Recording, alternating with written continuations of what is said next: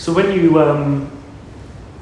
you decided on your career path, like, I want to know how it was for you, because obviously you went into the industry as a model, young age as a model, pretty much. 18.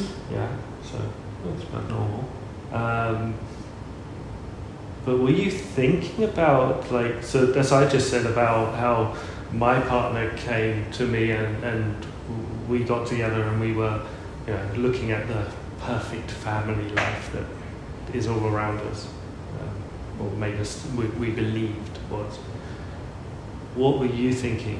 What was your driving force at that age? Were you thinking about, do I need to find a man? Do I want to settle down as a family? Or were you thinking more along the lines of, hey, I'm a model, I'm going to experience the world and travel?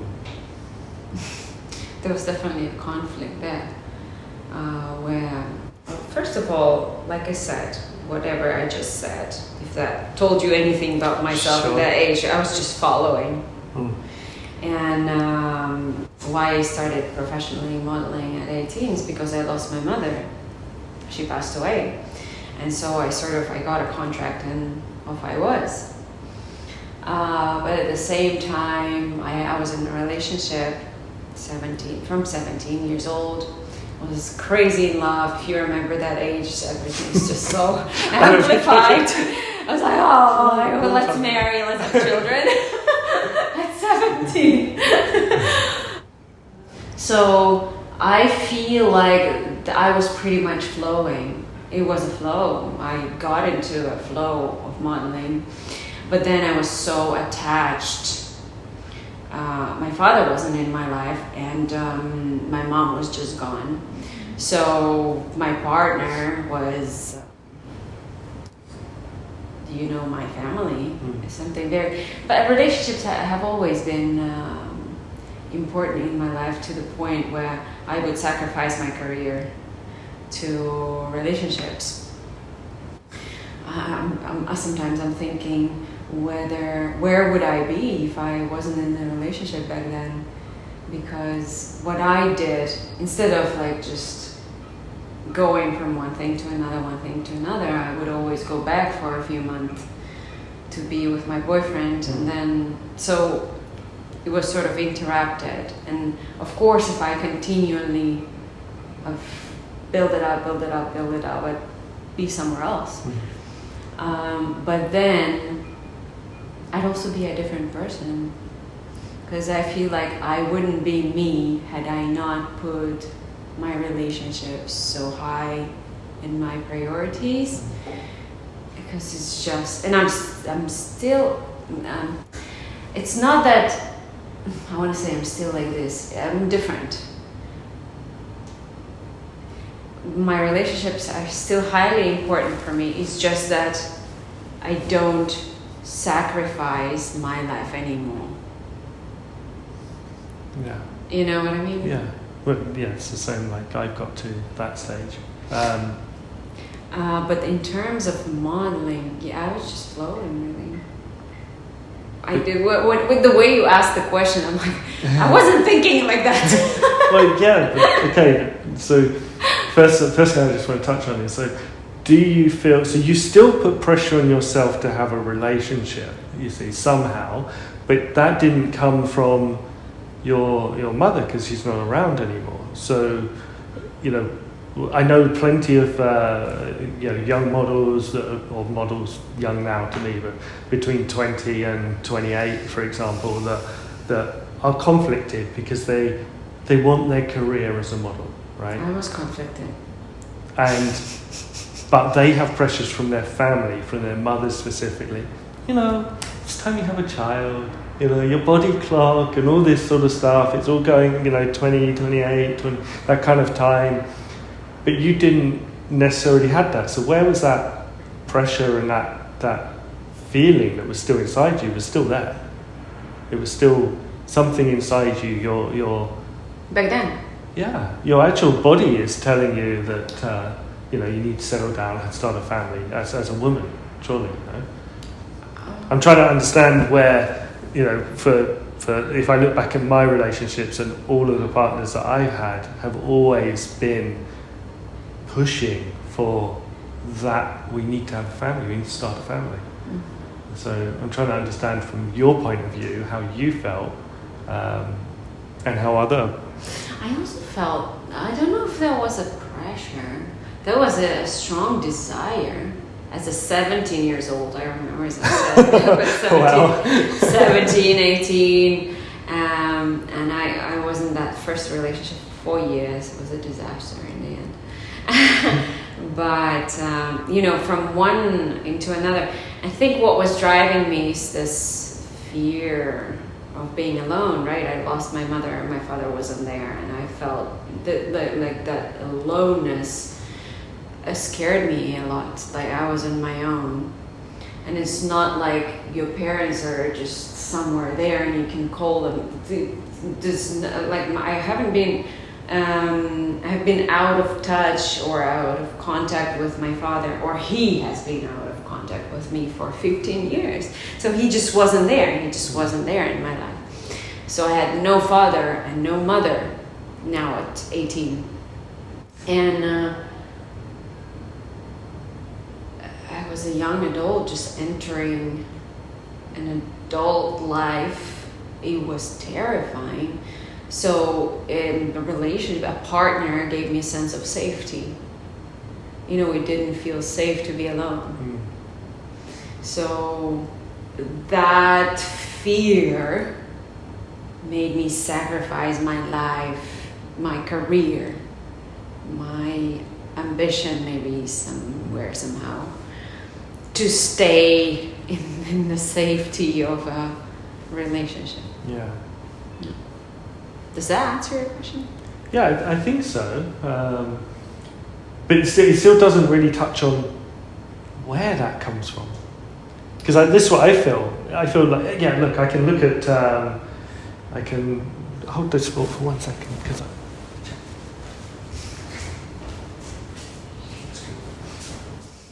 just need to chill out. Yeah, so look,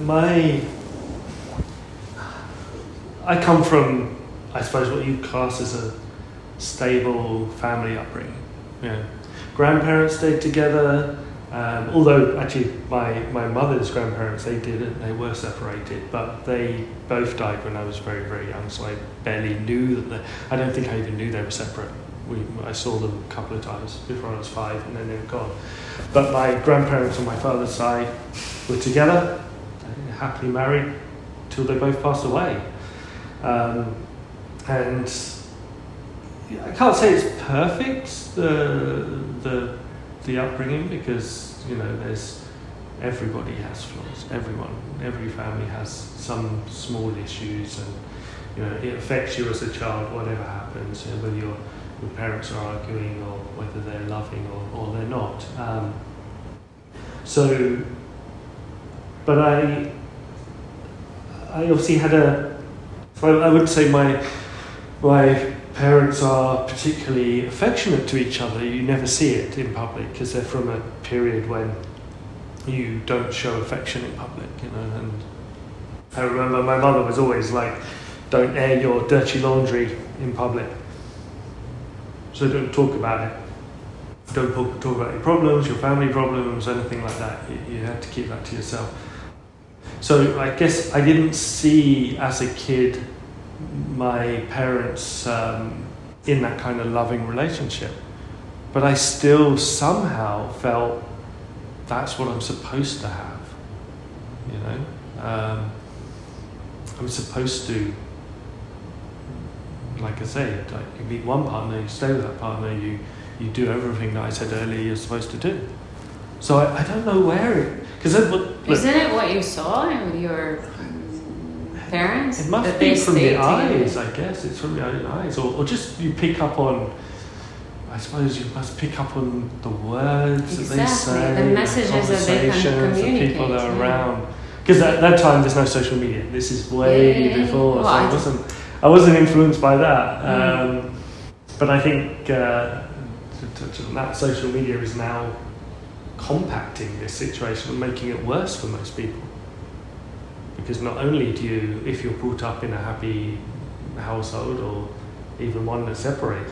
Actually, I think this is, even when I've seen my friends from families that were broken, we all still had the same kind of social pressure and feeling that this is what you're supposed to do.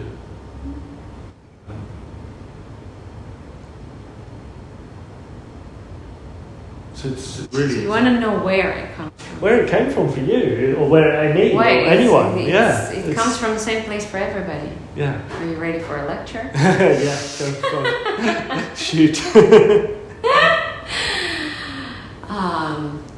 On my healing journey, I was very geeky about psychology and trying to get to the roots of how to solve my situations, right? The first thing I've discovered was attachment theory.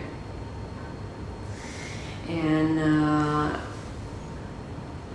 an interesting thing I've learned from my superstar celebrity, Dr. Gabor Mate, my hero, my personal hero, is this about this conflict between attachment and authenticity. You see, these are two needs that human beings use as survival needs. So we have this as a Homo sapiens, as a human being, we've built in this way. That's how we survived. So our need is also our survival mechanism. That's how we make it.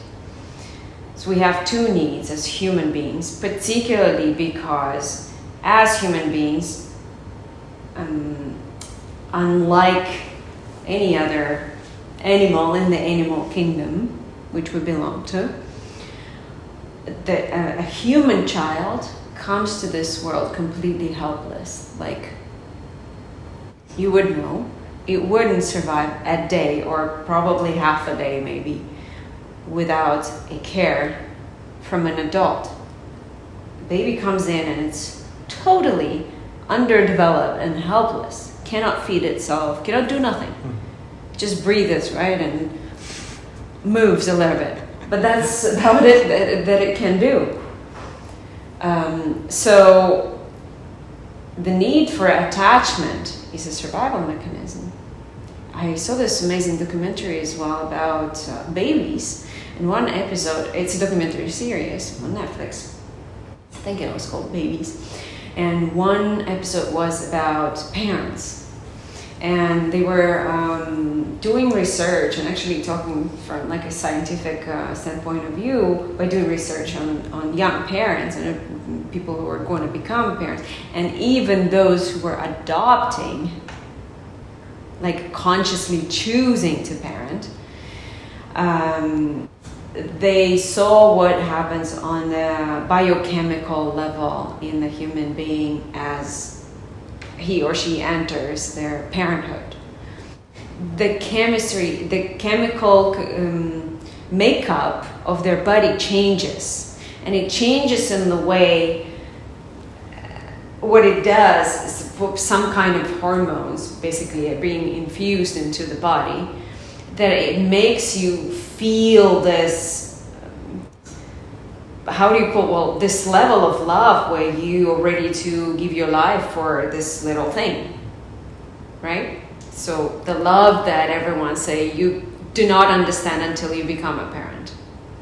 So that's hormones on a biological level. That's hormones. That's a biological makeup as you enter parenthood. So that is why. So that the baby can survive. Because if the parent doesn't care about the baby, it doesn't survive. Yeah. So we need for our life to attach and for others to attach to us. That's the first survival need. And then the second survival need is also very interesting. It's need for authenticity. what's authenticity? It's simply to be fully and totally expressed in the truth of who you are, of your emotions, of your feelings, of your thoughts, of everything that you are, right here, right now. If you think that looks ugly, you say that looks ugly, you know what I mean? And if you are sad, you don't smile and say everything's fine. No, you are expressing exactly what's present. That's being authentic. Why is it a survival need? That's very interesting. Because our kind, Homo sapiens or human beings, did not come into this world. We came into the wilderness, where we lived in the caves and had to hunt and stuff like that. And so not being connected to your instincts and to your truth will most likely not help you survive for very long. When you have to go and, I don't know, catch food, and imagine there's a tiger sitting in the bush and waiting for you to, and on, you know, how gut feelings works, or intuition or things like this. Sometimes, like, I don't know what it is, but it feels like I must go, you know. So these are the instincts that are all they all come with being authentic.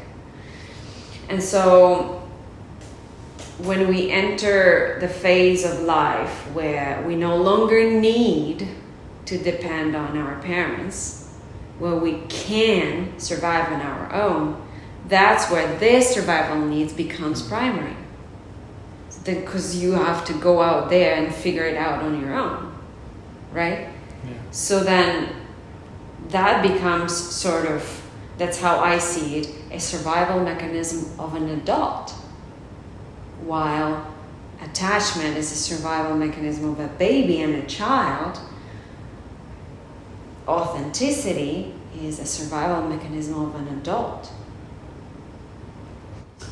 And then Dr. Mate talks about the conflict that happens between these two survival needs in us.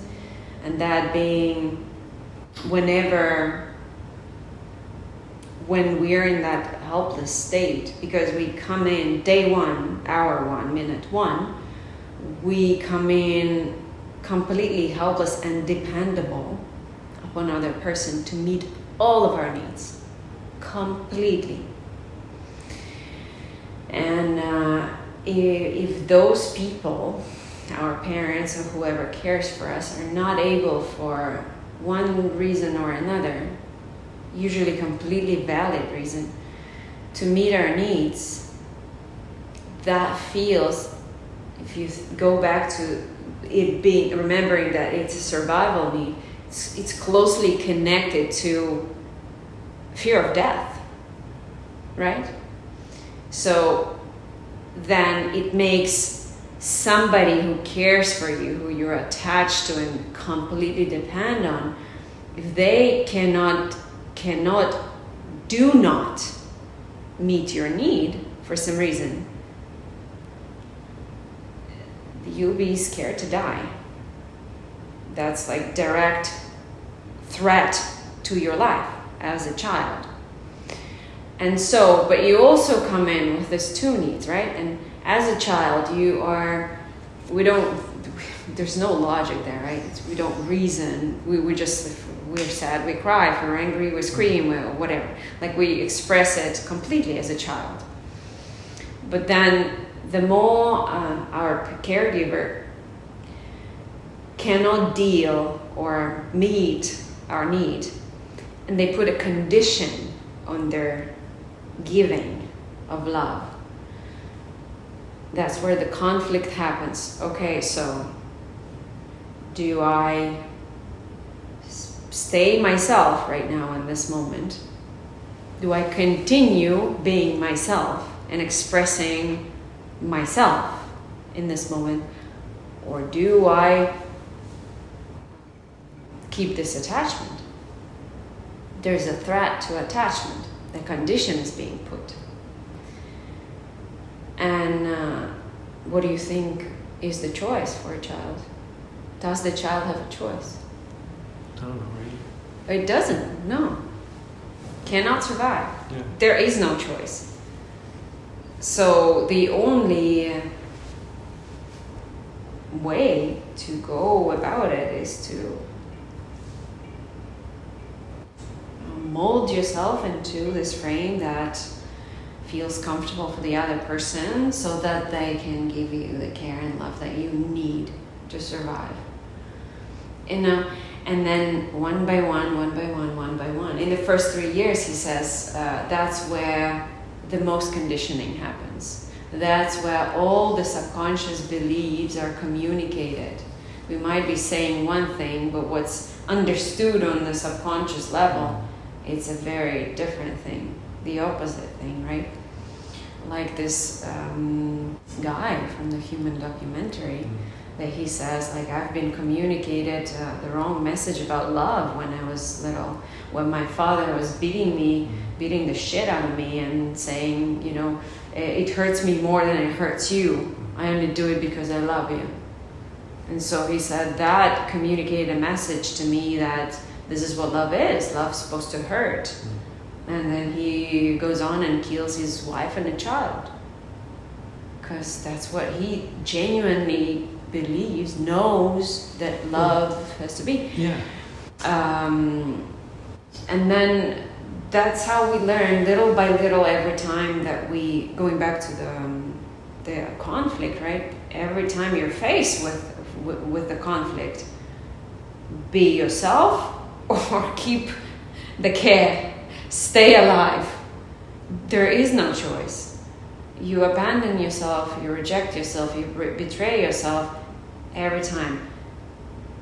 Up to the point that you grow up and you go do your life by yourself, how many times have you done it, do you think? Hundreds? Thousands? Millions? Then you're completely disconnected from who you are.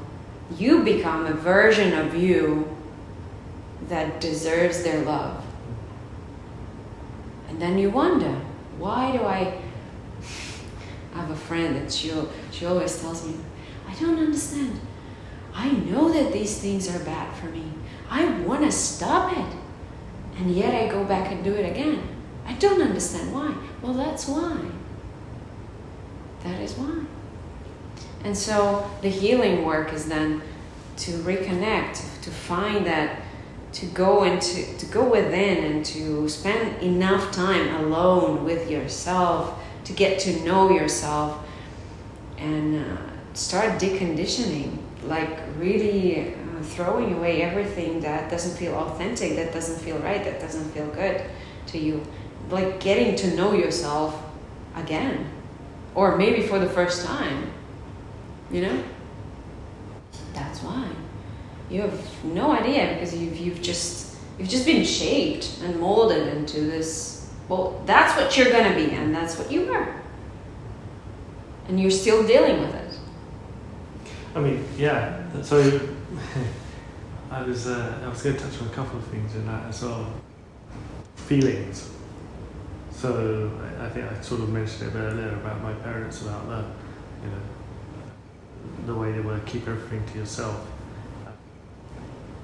And I think that's what caused me to stay within that compartmental way, was that when I did experience the moments where I wanted to voice my opinion and change the way I do things, I didn't.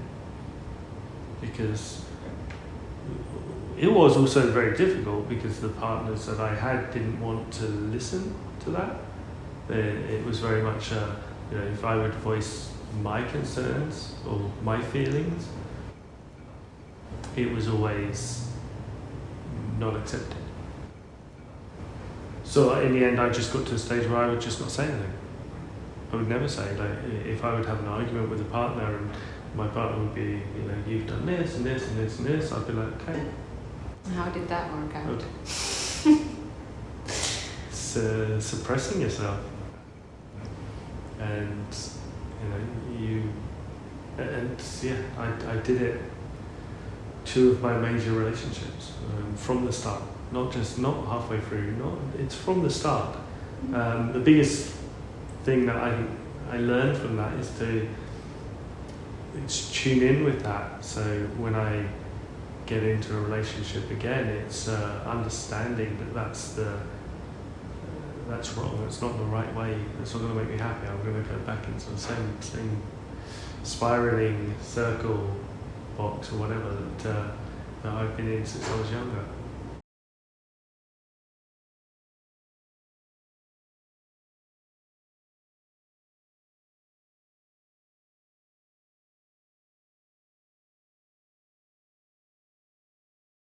Do you think in some way that, okay, we have this from when we were a child, right? I don't know what your belief is about where your soul or feelings come from before. Like, we don't understand everything about our bodies.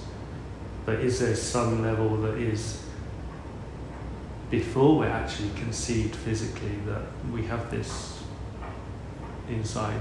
If our souls are separate, if our souls come when the baby is formed,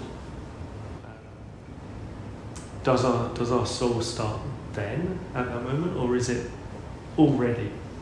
This is a completely huge different subject. But we don't have to go into that. What I just mean is that, is some of that conditioning already inside us? That's what I'm trying to wonder, whether generational it's trauma. possible. Have you heard of it?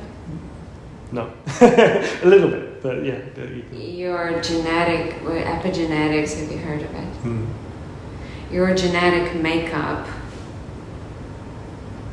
is carrying the conditioning of the generations behind. So we're taking it from our dad, our mum, our grandparents, and everything. And taking it on our own. So we carry the load and get more. Yeah, that's what I was trying to get at. Exactly. Yeah. It's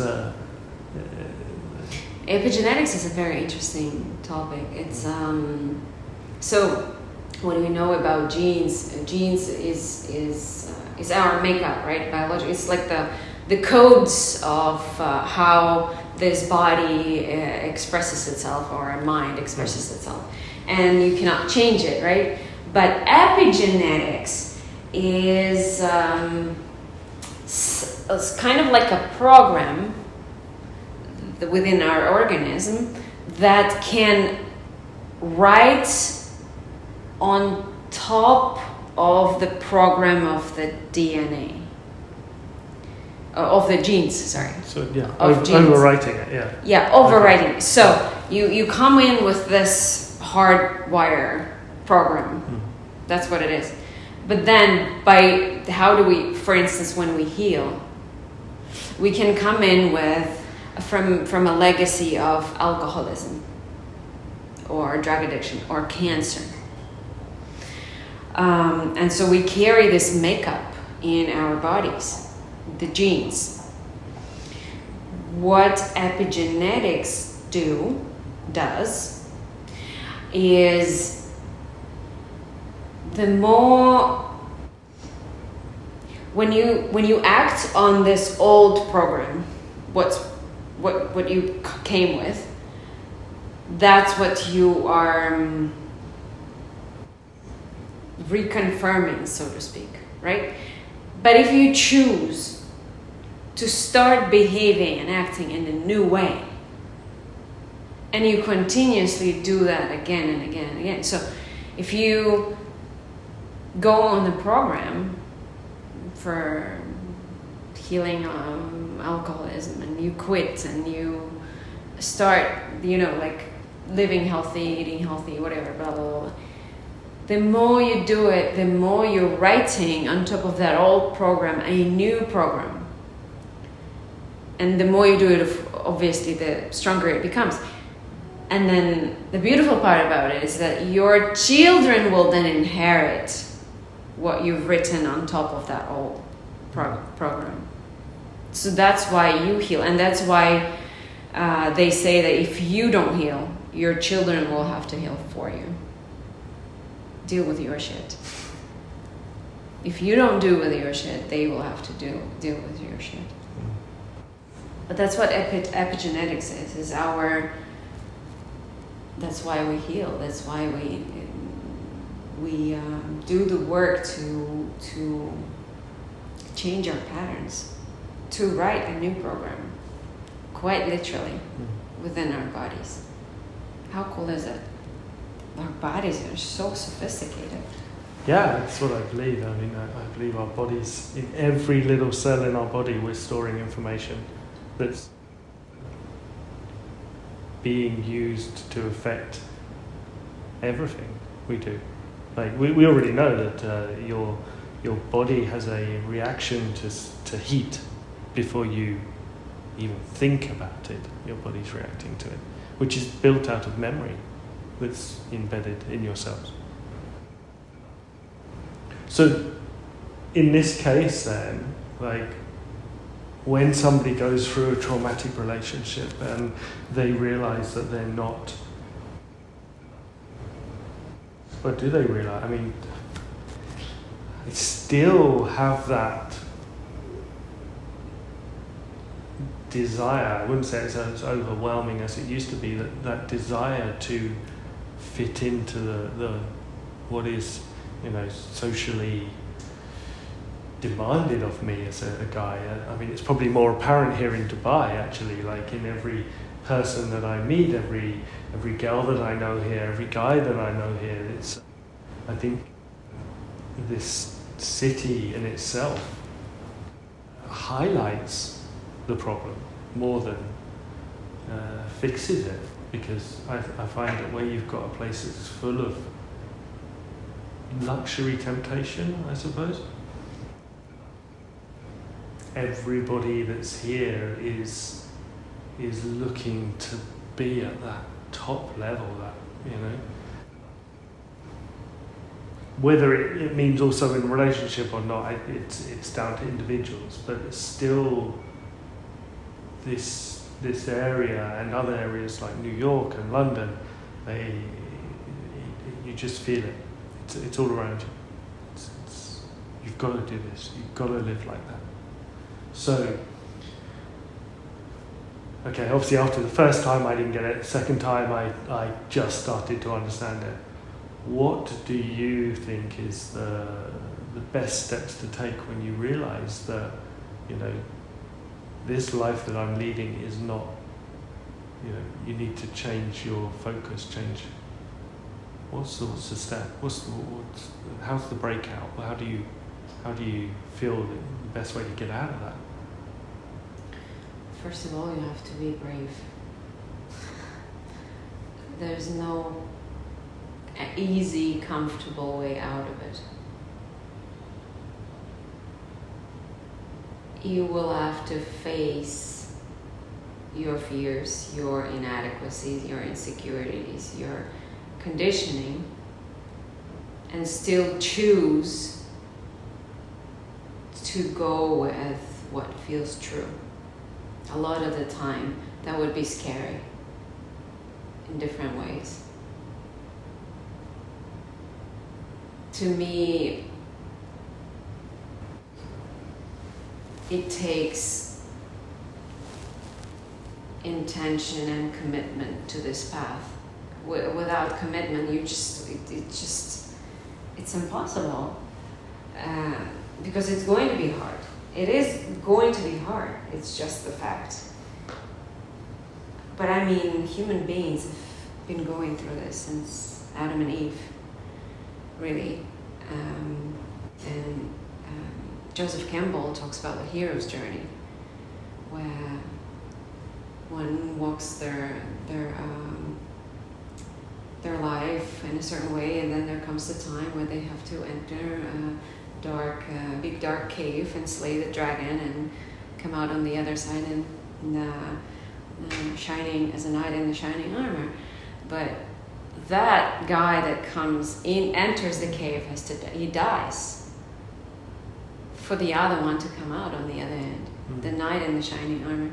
And so it's a death and rebirth, quite, I want to say quite literally, not physically, but, well, on the physical level, I imagine too, the old, we were talking about chemistry and epigenetic and stuff. The change is happening on body level, on mind level, on every level, psychological, emotional. Why is it so difficult, and why does one have to be brave? It's because most people, it's our nature, it's in our nature to want to cling to pleasures and stay away from suffering. So wanting only what's good and rejecting, pushing away everything that doesn't feel good. And so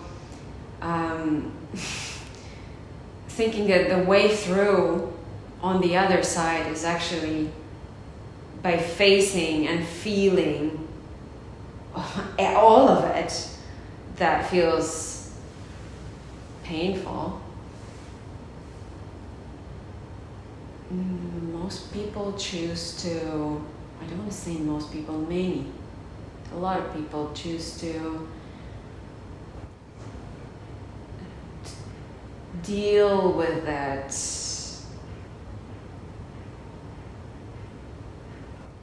escape from it. What comes to my mind is like, what do? We get into different kinds of addictions. But what's addiction? It's destruction. It's a way to cope with something. So that because we don't know how to deal with it in a healthy way, we would find something that help us cope with that which doesn't want to be felt, experienced. And so most of us choose addictions, choose to stay sleepy rather than, having the courage, readily stepping into what you know is going to hurt on many levels. And unfortunately, that's the only way through to being yourself. You'll have to face your mother, everything your mother said, everything your mother did, everything your father said, everything your father did. And standing there on your own 2 feet with your shoulders spread and say, I love you, but no more. I'm going to be me. I'm okay with me. And so there's a lot of being okay with losing people in order not to lose yourself. Being okay with not being accepted by most or many in order to be true with, to be accepted by yourself, There's a lot of that. I mean, we've probably heard that and said by many personal development gurus before, is that this world doesn't like authentic people. Authentic people are uncomfortable. They're unpredictable. They can't be controlled. They're just okay with who they are. They're free in who they are. Yeah. So it's easier for us to... And why do we judge them? Why do we judge somebody who feels comfortable expressing something whatever, expressing themselves? It's because we don't feel comfortable ourselves with that expression. But that's our problem. But we choose to turn it around and say it's them, so we don't have to see it in ourselves. That's something that's called shadow work. But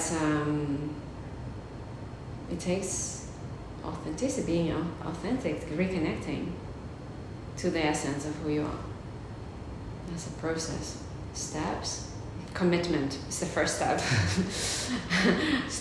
So commit, and then start asking the right questions. Fair bit of Why? What is the source of my suffering? Why am I suffering? And how? How do I heal? There's a question, there's an answer. It takes commitment and it takes bravery.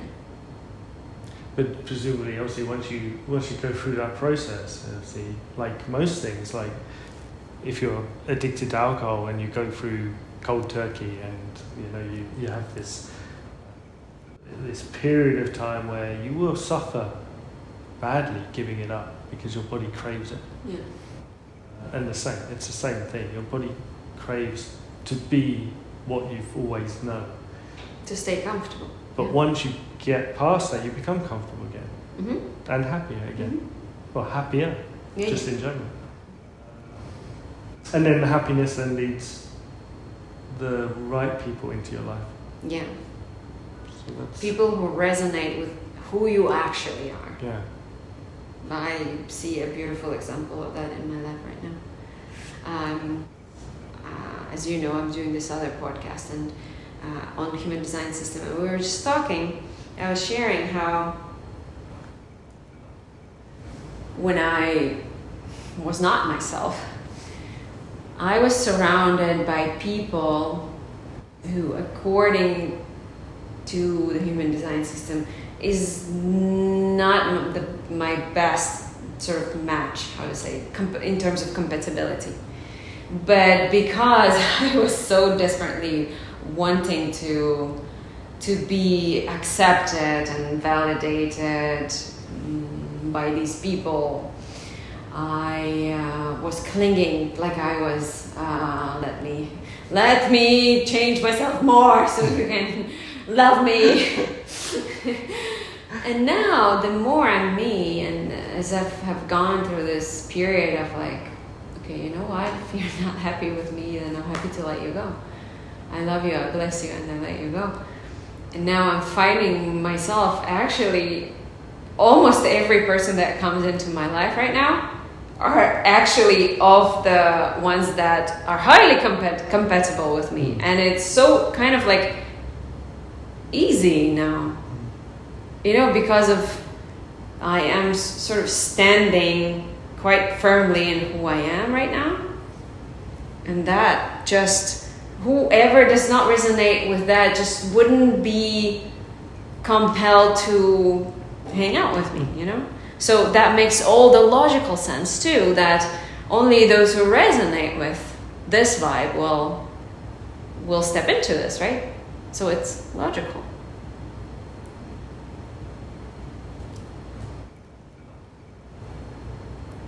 Fix for the model life in a way. You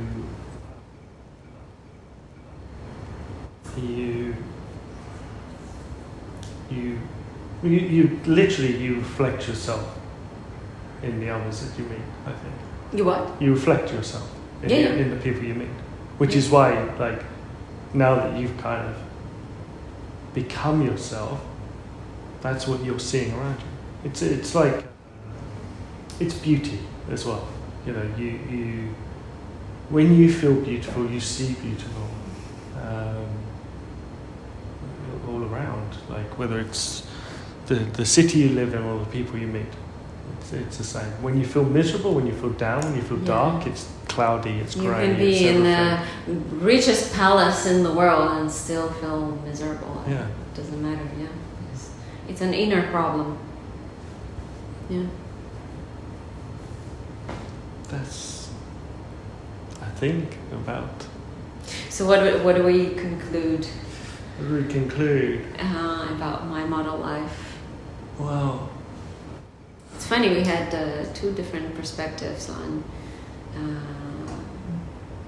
my model life. So what is this? What is this? What is my model life? What is my model life? Your model life is really, for me, it should be what you want it to be.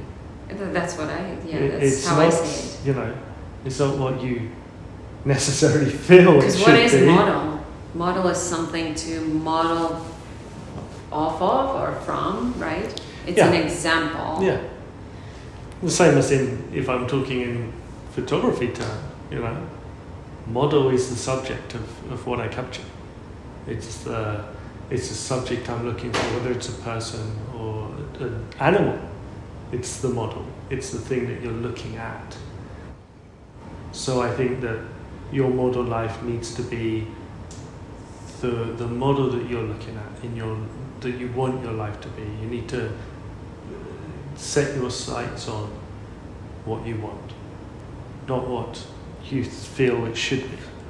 So, Well, it's a bit tricky there, because sometimes we don't know why we want something, and it actually doesn't come from us. What we want doesn't come from us. It's true. We see it all around, for sure. Yeah. So for me, I like to say what feels, because this and this does not always align. No. This one usually goes with the model that we've inherited, where this one always follows the model that we dream of, or the model that feels true, right? So which one do you feed? What? This one right now. Which one do you feed? I don't know. There's some people that would argue and say you must go with your head because your heart takes you the wrong journey. But I'm the same. I personally, I feel that. Imagine believing that message. That's why you end up where I was. That's how it was. Yeah. So now I learn to go with my feelings. Like, I don't know if it comes from part of my body, but I do. Like when I moved to Dubai, it's a feeling. Same. And so far things connect. So, but if I listen to other people are telling me go back to the UK. Why you don't come back? I get it. Actually, I get it daily. I get it pretty much daily. People saying to me, even people here, like when it's all working out here, why don't you go back to the UK? People from the UK, why don't you come back to the UK? I'm not happy. That life doesn't make me happy. So I don't do that now. I do the thing that makes me feel right, which is to live the model life which I want for myself, not what other people want for me. Mm-hmm. Yeah. Amen. Yeah. Is it a wrap?